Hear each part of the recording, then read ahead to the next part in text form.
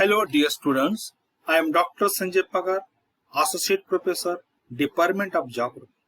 Dear student, I welcome all of you in this online lecture series on behalf of Maratha Vidya Prasar Samajas, Charity Arts, BH Commerce and AM Science, popularly known as KTHM College Nasik. Dear student, today in our class MA MSc Part 1st, Semester 1st, and title of our course is Principle of Economic Geography. The code of this course is GGUT 113.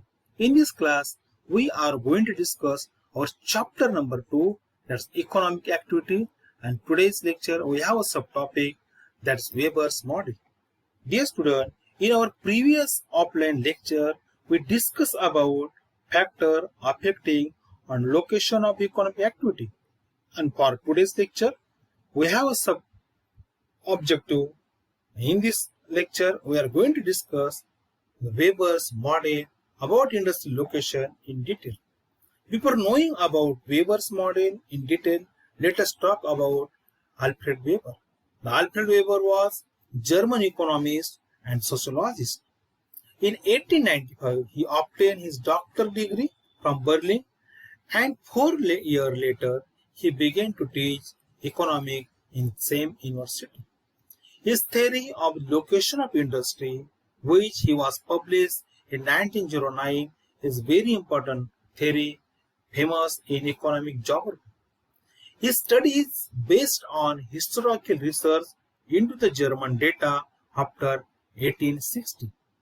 Weber gave his theory or the published his theory in 1909, which was first published in German language, but after same theory was translated in English in 1929. Then all part of the world, his theory was read by various economists and geographers. Dear student, you know that every theory or the model has some assumption. In this model, there are certain assumptions made by Weber. We will now see some very important assumption given by Weber before introduce his theory. Let us see the assumption one by one. First assumption is very important: presence of a single, isolated and homogeneous space. It means what? When we apply this theory, he talk about that particular reason. That reason should be isolated and homogeneous with respect to the factor like physiography, like climate and other. The same factor, all the factor will be homogeneous in all part of that region.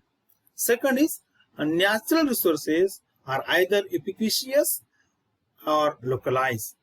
So in this case, what he expected, ubiquitous means what? The resources, it may be the raw material that should be available everywhere, like a water. And he also talk about the localized factor or localized resources of the raw material. It means what? This type of the resources, this type of the raw material is available at particular specific place. Let us examine that coal mine. Yes, the coal mine is not available everywhere. It will be available at particular place where the geology is very rich with the various minerals. Then there the coal mining will be in start. So this about the natural resources of the raw material that he explained in his theory. Second is very important. Transportation cost is uniform and it is the function of weight and distance. It means not very simple.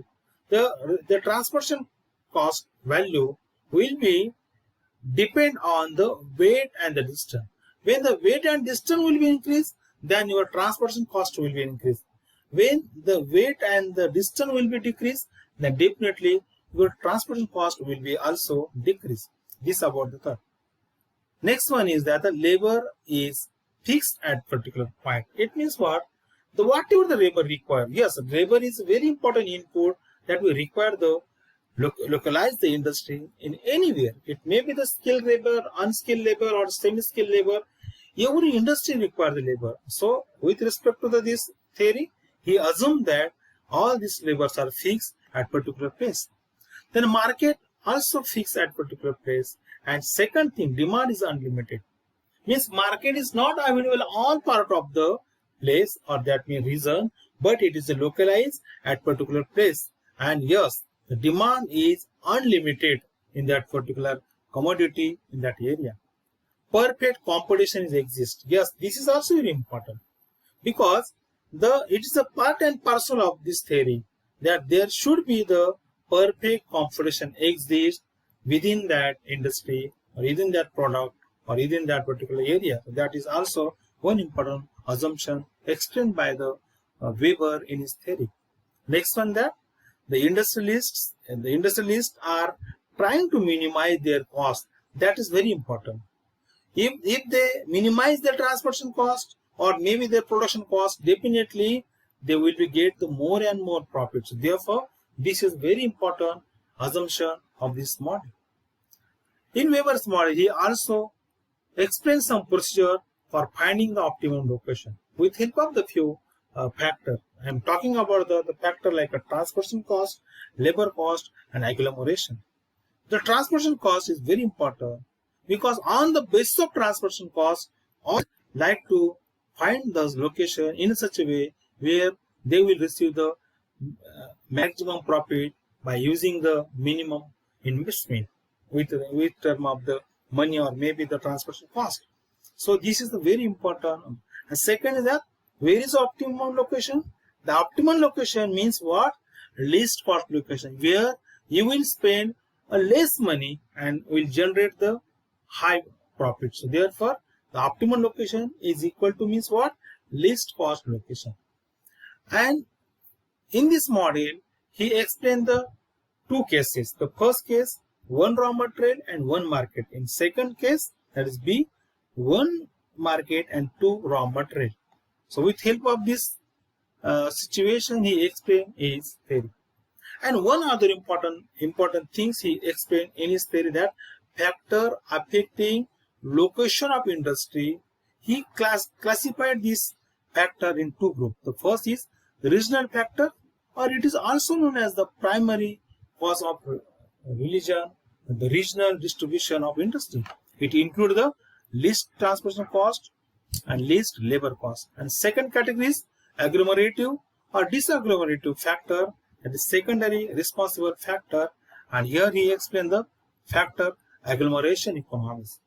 Agglomeration economies are the benefit that come when the firm locate near the one another in cities or maybe in the cluster area. So with help of these 3 points, he explained his model. And in this study, he also explained the material index. The material index is a concept developed by Alfred Weber in his theory of least cost location. The point of optimum transportation based on the cost of distance to the material index. It's the ratio of weight to immediate product and means raw material to finished product. Same thing we can express with help of the formula. The material index is equal to weight of the localized gross material divided by weight of finished commodity or the material. So here he explained on the basis of material index there will be the 3 possibilities. The first possibility is what? If the material index is greater than 1, then factory will be located near the raw material or the source of the raw material.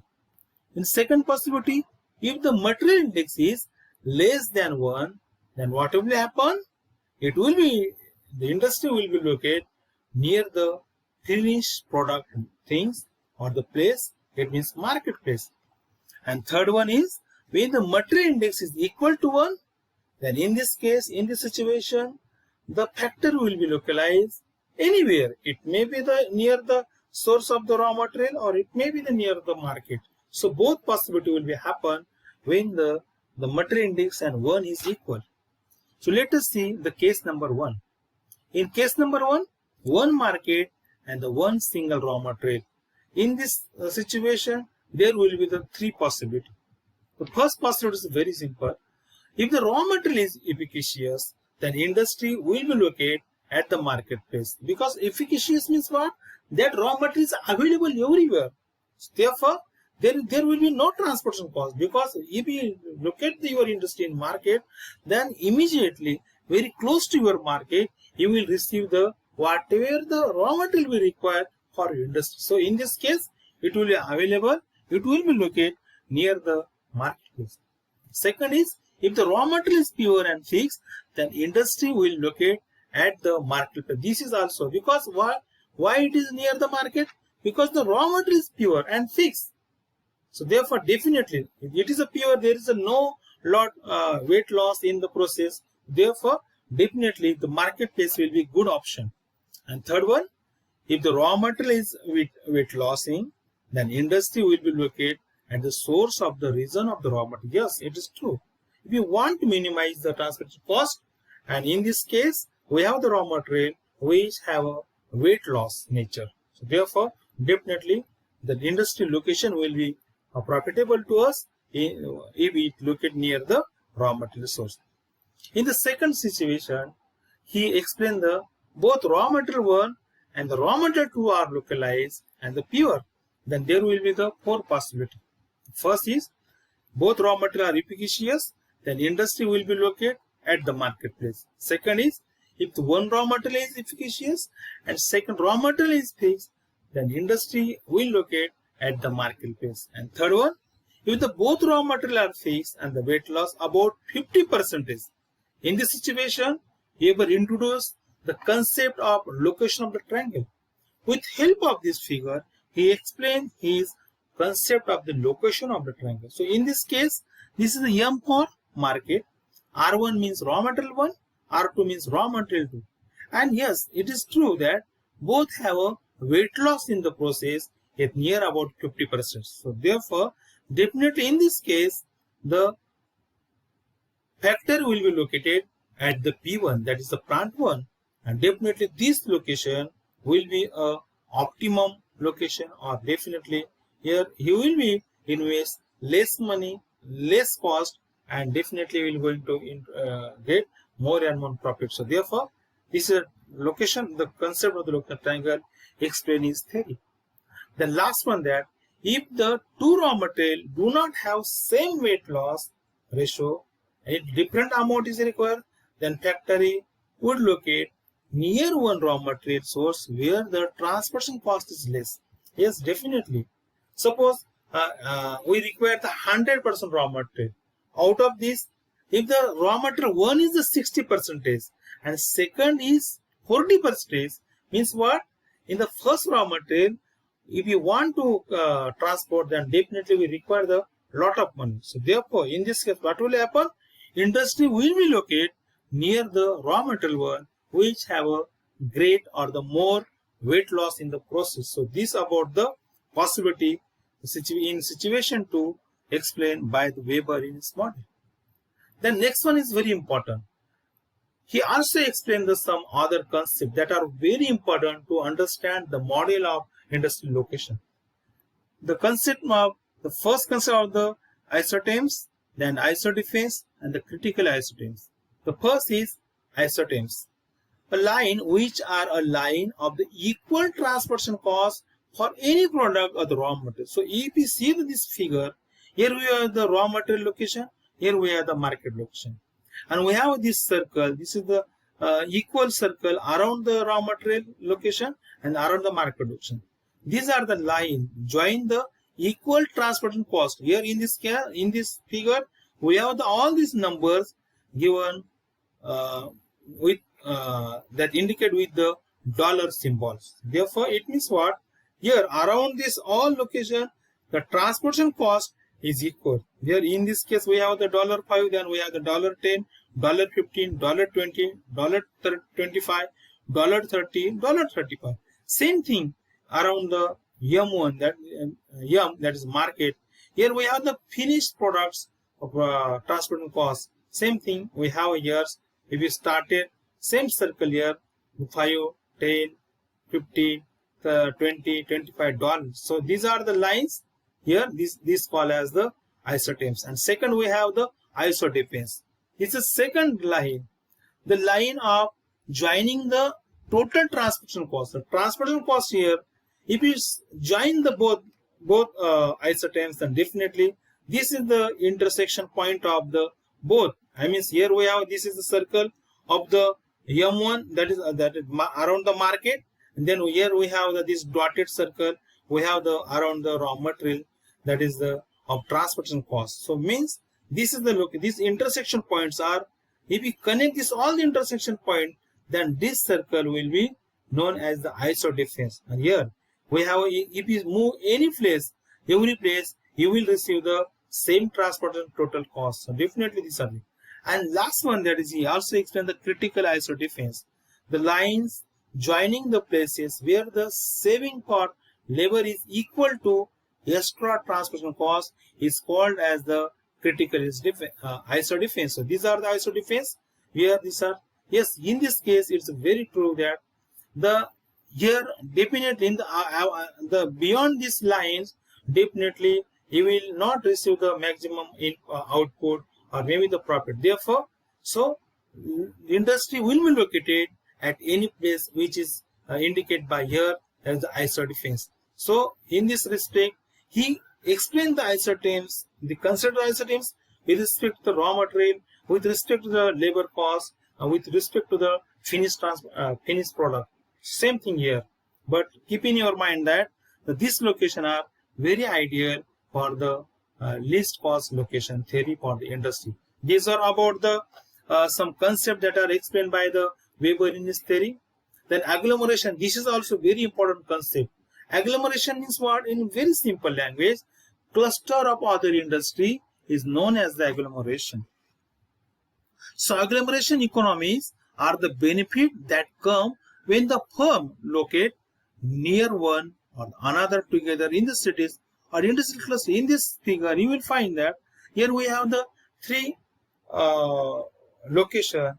But if we see, if we construct the lines of the equal transport cost here around these three same plants, what will happen? So here you will observe this point, the overlaps point of the three places. This is the agglomeration here. Definitely this point. So whatever we require, the each and every factor require the various input or various services, various raw material. So definitely, so this agglomeration area is very important. So in this respect, so this with respect to these three location, this A area, this triangle is, this agglomeration point is very useful to minimize your input cost and maximize your output cost. So therefore, this agglomeration location is definitely useful to localize the new industry with in this case. So that explained by the Weber in his theory. And lastly, we are going to discuss some criticism. The first criticism means like other theories, the Weber theories is also not free from the criticism. The first very important criticism, that is most of the assumptions are unrealistic. Yes, it is true. We have discussed about the 7 major assumptions. On the basis of this assumption, he explained his theory. But see, all these assumptions are not in realistic. So everywhere, with case of the location of the raw material, location of the pure raw material, location of the market, transportation cost, labor cost, definitely they are not going to remain same for a long time. So these are the unrealistic labor. In actual situation, you don't have all such type of the very suitable condition or whatever the condition assigned by the Weber in this theory that are not in realistic. I'm sure that near about one or maybe 2 or 3 assumption, maybe you will observe same as per this model, but all assumption, it is very hard to observe all type of this location, such a suitable location to minimize to localize your industry. So that is why the first very important criticism that the most of the assumptions are unrealistic. And second is the this analysis of the transportation cost. It's the explanation about the transport cost is inadequate. I mean, it is not fulfilled, because in this transport cost, he not consider about the quality of the goods or maybe the other factor that are affect on your transportation cost, like a topography or maybe the other factor that should consider in this model. But unfortunately, Alfred Weber not consider all these two. So therefore, This is the, if you're talking about the transportation cost, it's the inadequate addition. Inadequate means what? This explanation is not fulfilled for explaining these points. Third one, that the Alfred Weber not consider the other socio-economic and the political factor. So this is very important, because when we are going to localize in industry, that time only transportation cost, labor cost, and agglomeration things are not important. So whatever the socio-economic condition of that particular area, what are rules and regulations laid down by the government of that area, so these are very important. But in this model, he not consider this all the things or material things or the factor that are directly or indirectly affect on the location of the industry. That is one important criticism here. One very important criticism, that in this theory, the numbers of the many concept he introduced, it may be the material index, maybe the location triangle in the both, or maybe you when you calculate the ISO defense on the other things, that time he used the mathematical formula, mathematically explain, which is very it is very hard to understand the common people. So therefore, this is the very important criticism done by the various scholars. Then one very important, that the price fluctuation is also important, because price fluctuation is the natural phenomena we observe each and every part of the world. So therefore, this is also very important, because this is not considered during the explanation of the Weber's model. Consumption centers are also vary.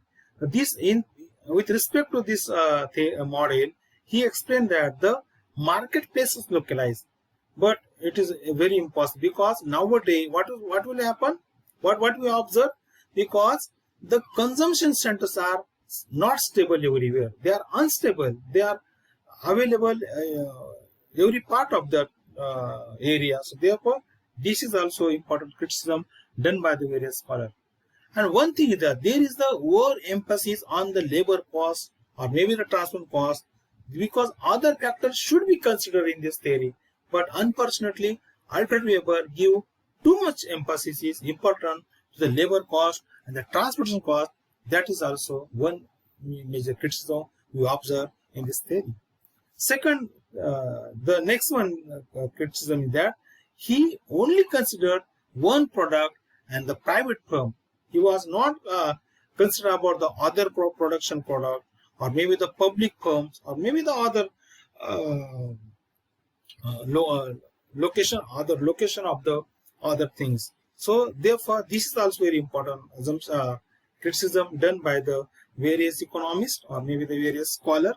He only considered the one product and the private firm. He not consider about the government or the public firm. That's also one. Next, very important, that he also don't consider the change in the demand and supply, because you know that this is also a natural phenomenon. You observe that demand and supply, this ratio, the demand ratio and the supply ratio is not remain constant everywhere. It is always changes time to time, and therefore in this model he considered that this considered as a stable, but it is not stable. They are always change, keep on change time to time. That is not considered in the explain of this model. And last one, that is he don't think about the labor mobility and shortage, because I just mentioned that he overemphasizes the labor cost. He give the more importance to the labor, but at the same time he not consider about the labor mobility and the shortage of the labor, because this is also natural thing. We observe each and every part of the world. So that not considered by the Alfred Weber. So dear student, this was about today's lecture about the Alfred Weber.